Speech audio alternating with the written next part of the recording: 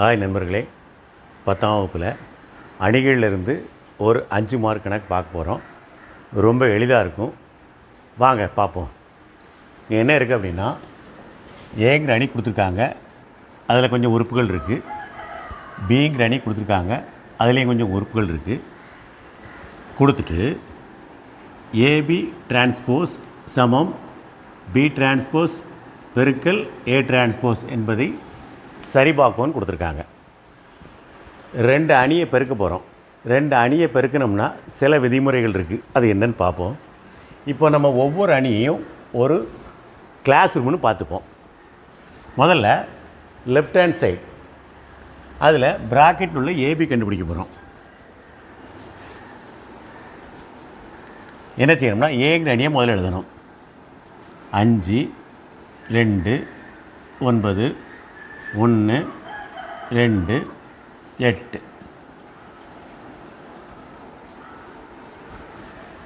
ஏங்கிற அணி எழுதியாச்சு. அதுக்கப்புறம் பிங்கிற அணி எழுத போகிறோம். 1 7 1 2 5 -1 எழுதிட்டோமா? இப்போ இந்த 2 அணியும் பெருக்க முடியுமா அப்படின்னு பார்க்குறதுக்கு 2 அணியின் வரிசையை பார்க்கணும். வரிசை அப்படிங்கிறது ஒன்றும் இல்லைன்னா, இது ஒரு கிளாஸ் ரூம் நினச்சிக்கிடுங்க. அதில் 2 பெஞ்சு கிடக்கு. ஒவ்வொரு பெஞ்சிலையும் எத்தனை பசங்க இருக்காங்க? 1 2 3 பசங்க இருக்காங்க.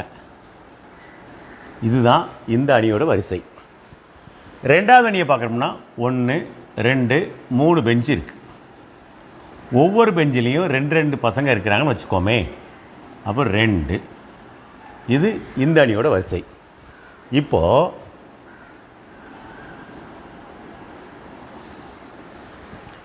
இந்த 2 எண்களும் சமமாக இருந்ததுன்னா நம்ம இந்த 2 அணியும் பெருக்கிக்கலாம். வரக்கூடிய வரிசை எப்படி இருக்கும்னா 2 x 2 2 x 2. அதாவது அந்த கிளாஸில் 2 பெஞ்சு இருக்கும். ஒவ்வொரு பெஞ்சிலையும் 2 2 பசங்க இருப்பாங்க. வாங்க இப்போ இந்த 2 அணியும் பெருக்க போகிறோம்.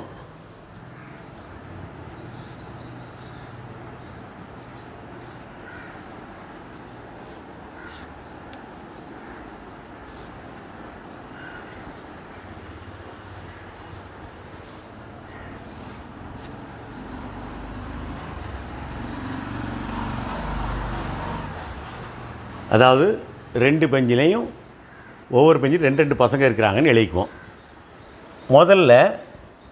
முதல் பெஞ்சில் உள்ள நம்பரை எழுதணும். 5 2 9. இங்கேயும் 5 2 9 எழுதுகிறோம். இதில் என்ன எழுதுகிறோன்னா 1 2 8. இங்கேயும் 1 2 8 எழுதியாச்சு. இப்போ 2வது அணியில் இந்த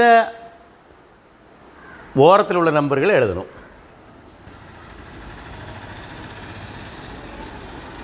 கீழையும் 1 1 5.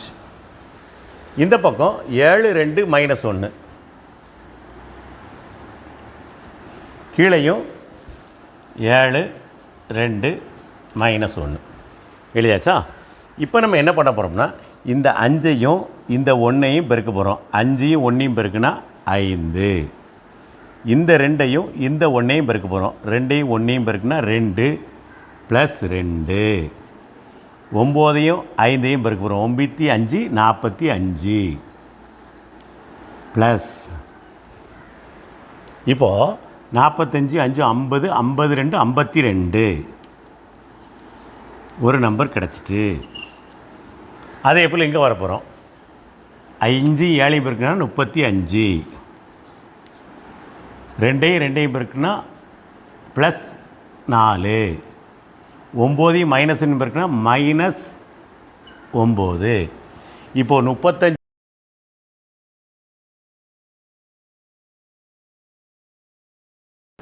இந்த நம்பர் கிடச்சிட்டு. அப்புறம் இங்கே வர்றோம். 1 1 பெருக்குனா 1. 2 1 பெருக்குனா 2 ப்ளஸ் 8 5 பெருக்குனா 40 ப்ளஸ் 40 2 42 1 43. அப்புறம் இங்கே வர்றோம். 1 7 பெருக்குனா 7, 2 2 பெருக்குனா 4 ப்ளஸ் 4, 8 மைனஸ் இருக்குன்னா -8. இப்போ நம்ம 7 4 கூட்டினோன்னா 11, 11ல் 8 போனால் 3. இந்த நம்பர் கிடச்சிட்டு. இவ்வளவு தாங்க. பெருக்கல் எளிதாக இருக்கா?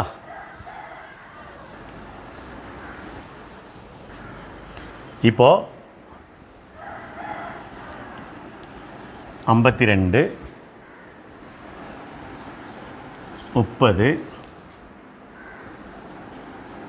43 3. இது என்னது அப்படின்னா ஏயும் பியும் பெருக்குன்னு அணி. இப்போ ப்ராக்கெட் உள்ள உள்ளதை கண்டுபிடிச்சாச்சு. இது நம்ம டிரான்ஸ்போஸ் கண்டுபிடிக்க போகிறோம். அது ரொம்ப ஈஸி.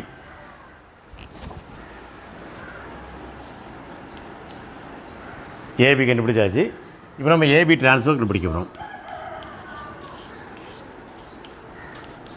அப்படின்னா இந்த கிளாஸில் 2 பெஞ்சு இருக்குது. ஒவ்வொரு பெஞ்சில் 2 பசங்க இருக்காங்க. இப்போ பெஞ்சில் உள்ள பசங்க இருக்காங்க இல்லையா, 52 32 நம்பர் இருக்கு இல்லையா, 52 முதல்ல எழுதிக்கிடுங்க.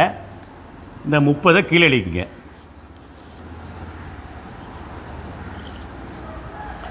அதுக்கப்புறம் 2வது பெஞ்சில் இருக்கிற 2 நம்பர் இருக்கு இல்லையா, அந்த 43 இங்கே எழுதுங்க.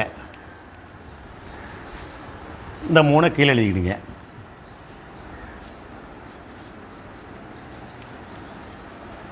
இது லெஃப்ட் ஹேண்ட் சைடு.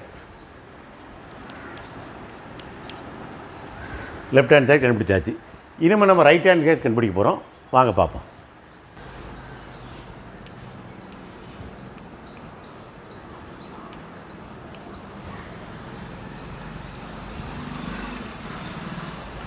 முதல்ல பி டிரான்ஸ்போஸ்னால் நம்ம பார்த்தோமே 1 7 1 2 5 -1.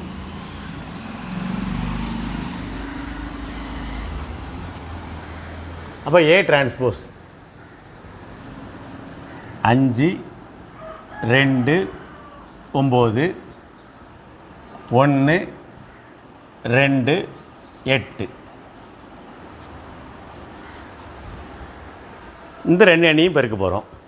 பெருக்கினா என்ன வரும்? இது 2 x 3, இது 3 x 2. இந்த 2 சமமாக இருக்கிறதுனால நமக்கு ஆன்சர் என்ன வரும்? 2 x 2ல் வரும். அப்போ என்ன பண்ணுறோம்?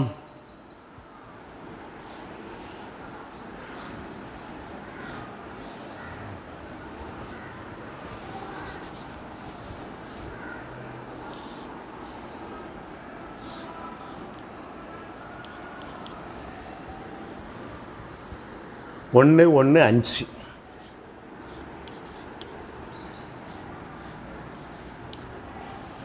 ஏழு 2 -1.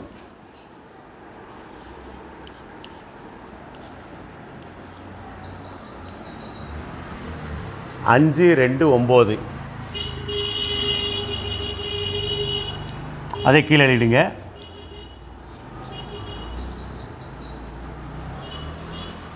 1 2 8. அதே கிடையாச்சு.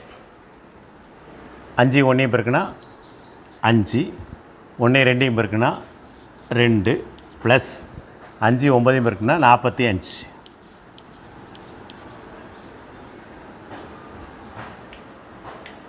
45 50 52.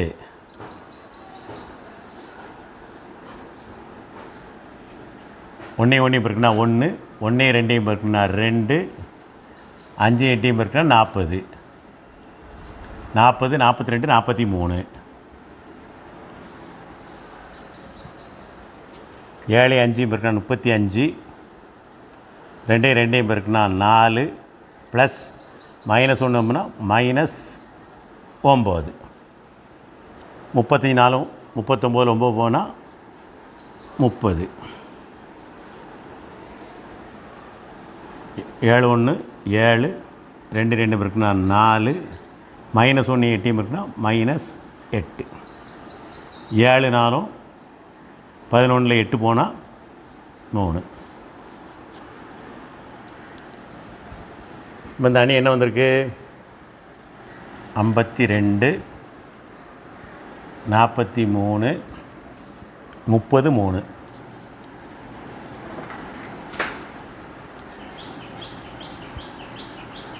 இது 2